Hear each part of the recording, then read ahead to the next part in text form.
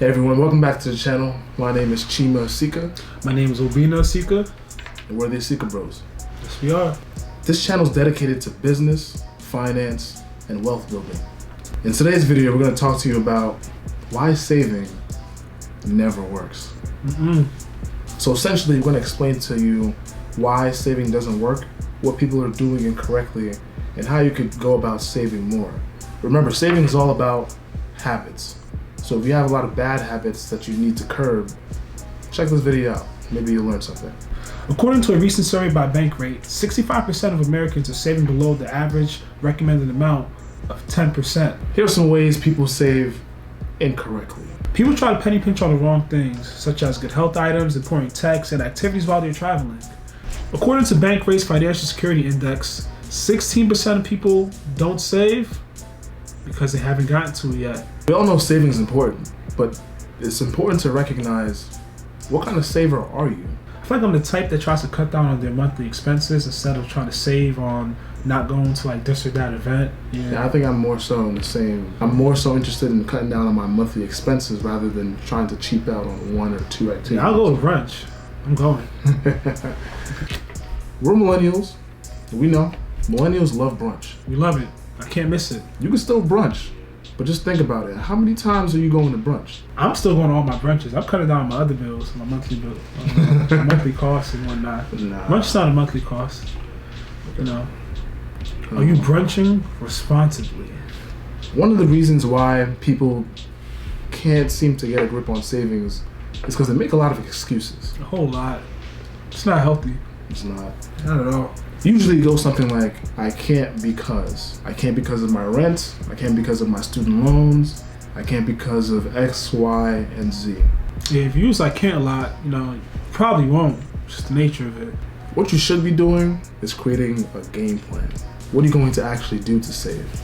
Not I can't because. According to the same survey, another 16% of people say they haven't saved because their job just isn't good enough. I don't know if I like that answer. I don't either. If you think about it, there's people who don't make a lot of money, but they still manage to save. A lot of it doesn't have to do with income, although we'll get to that. It does actually matter how you can curb your current expenses. Also, we just wanted to point out one other thing. A whopping 8% of people say they don't save because they don't have to. That's insane. Say that again. I don't think they got that. 8% of people say they don't save because they don't have to. I gotta get on what are they doing? What are they doing that I'm not doing that I should be doing? But I feel like even the successful people do this. So what are they doing? I need to know. I got legit goosebumps when you said that. You don't save because you don't need to save? Do millionaires save? I think they do. I'd be shocked if millionaires didn't save. If you're one of those 8%, just leave a comment and we have to talk. We're going to be in contact. Tell us your secrets. Moving on to our next reason. People buy things that they can't afford. They have no reason buying. Yeah, I think we all been there. Some more than others. Sometimes it's not the place to get that $2 bag of Doritos. But you know what it is? Honestly, I feel like most of the times it's a habit. While you probably could afford one cup of coffee every now and then, can you really afford Starbucks coffee every single day? Starbucks is expensive. I don't go to Dunkin'. I don't drink coffee at all. Yeah, I don't drink coffee. I can't go to either one of them spots. We actually know a friend that spends $400 a month on Starbucks. It's quite bizarre. That's a whole car payment. Yeah, on coffee. You ever had Auntie Anne pretzels? Yeah. That's crazy. I used to have this habit every time I go to the mall. I used to buy them every single time. So by default, I was spending at least $6 as soon as I entered the mall. I can't afford it all the time. One time, yeah, just not all the time. So another reason why people don't save, they don't utilize enough money saving opportunities. These are your Groupons and free social gatherings, people. And my favorite, happy hour. I love me my 5 p.m. happy hour. Yeah. I look forward to that, especially on Thursdays. I love that. Who doesn't like happy hour? If you want to go out and have a good time, my bet is there's probably a promotion or a deal or something you can take advantage of to save you money.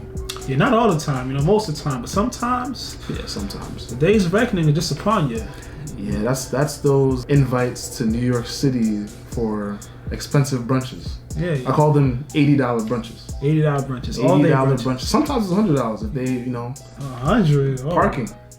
They get you with the parking. I don't park in the city. You just gotta eat that though. Some people tend to not leverage their available resources.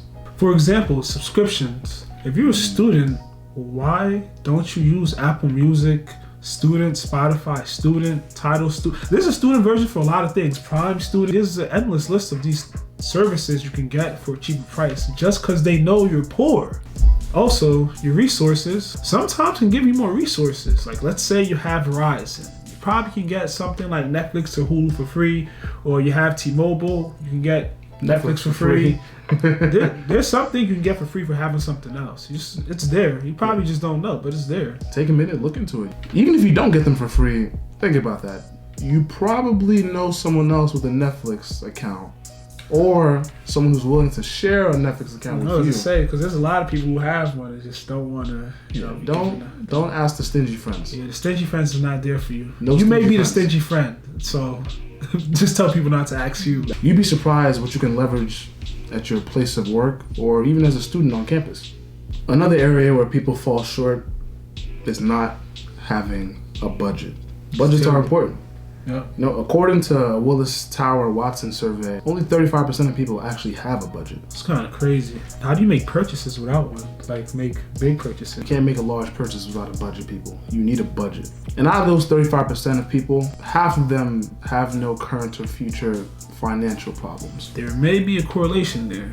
So hope you guys consider writing down your actual budget. I know we all think we're Albert Einstein in the head, but some of us can't do math that well up there. And believe it or not, you actually don't have to look at your budget as often as you may think. I know some people are intimidated by looking at an Excel sheet every week, but that's not really how it works. If you have general expenses that you know you have to pay anyway, you should just put them down on an Excel sheet.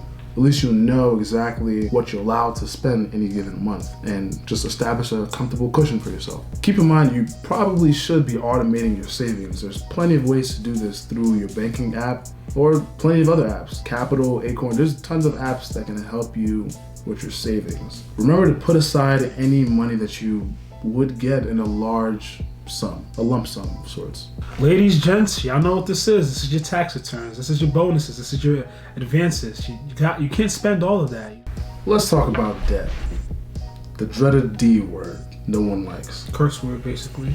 A lot of people say that they can't focus on saving because they're too busy with debt repayment, which is a fair point. America does have a debt problem. Total U.S. consumer debt right now is at $14 trillion. A study by Northwestern Mutual found that the average American carries $38,000 in personal debt.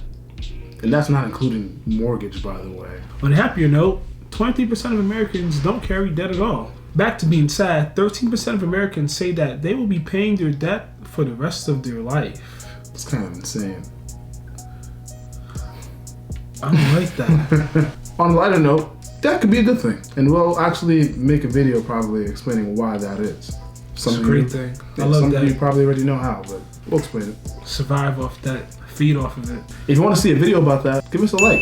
Yep. I love and a that. comment down below. Our next reason why people don't save enough is their expenses are just way too high. A shocking 33% of people say they are not saving because of their expenses. Essentially, this basically means that a lot of people are sometimes living above their means.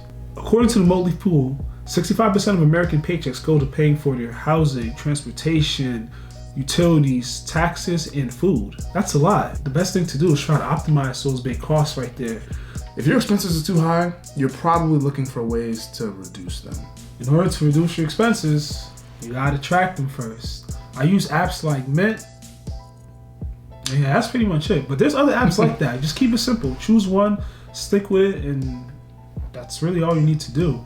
I'm a big fan of Mint too, but if for whatever reason in this digital age you're anti-computer or anti-app, you could just whip out the good old pen and paper and just track down your expenses. Even the techiest of people still like to, write them down sometimes. Write it down. Be careful of any lifestyle upgrades or routine purchases. And this is why using Mint is so important, because those purchases do add up. In regards to expenses, the trends are actually not on our side. Being middle class is actually 30% more expensive now than it was 20 years ago. College housing and childcare have gone up a lot.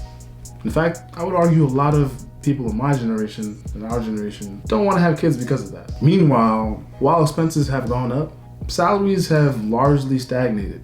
So this actually leads us to our next point. If you have penny pinched every penny you can pinch in your wallet or purse and there's no more pennies to be pinched, you just have to make more money. That's it. You can't get around that. You just have to make more money. So if you're one of those people in which you have a job and essentially you just don't make enough money, I have a secret for you. Should I tell them? You should tell them. It's important. Ask for a raise. A lot of people just don't do this. And I know what some of you guys are thinking. This is a saving video. How is making more money going to help us with saving? According to a survey by the Career Stock Pay Scale of 160,000 participants, 2/3 of respondents had never asked for a raise before. That's kind of crazy. They're definitely getting paid way less than... That's insane. That's beyond crazy. If you've been with your employer for a significant amount of time, or sometimes it doesn't even have to be that significant, believe it or not. It could be 6 months, it could be a year. It just depends on where you work. Consider asking for a raise. The odds are actually in your favor. That same survey by PayScale found that 70% of people who ask for a raise see some kind of financial improvement. So if you've been with your employer for a while, I recommend formulating some kind of business case as to why you deserve a raise. Remember, preparation is key. Failure to plan is planning for failure. So if you want that raise, you gotta plan. Plan for it. So once again, things you can do to save: track your expenses. Use apps like Mint, and I'm sure there's plenty of other apps just like that, or you can actually just write them down. And then put them on the spreadsheet if you have to. Especially track reoccurring expenses. This may not be your reoccurring monthly bill. This may be somewhere or someplace that you just spend money on. Stop drinking so much Starbucks. Yes, I'm talking to you. You know who I'm talking to. Yes. You spent $200 this month on Starbucks. Stop it. It's not healthy. Keep in mind, you probably should be automating your savings. There's plenty of ways to do this through your banking app or plenty of other apps. Capital, Acorn, there's tons of apps that can help you with your savings. So thanks again for joining us. Once again, my name is Chima. My name is Obina. And we're the Asika Bros. Okay, this channel is all about business, finance, and wealth building. So if you're into that at all, if you're into making money, you're into saving money, this is the channel for you. Like and subscribe. We're actually about to buy a real estate property in the near future. So we'll be documenting our whole progress on this channel. Yes, you'll see every step of the way from pre-approvals to closing.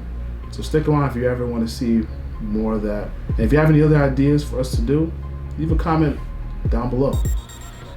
Thank you for watching. Peace.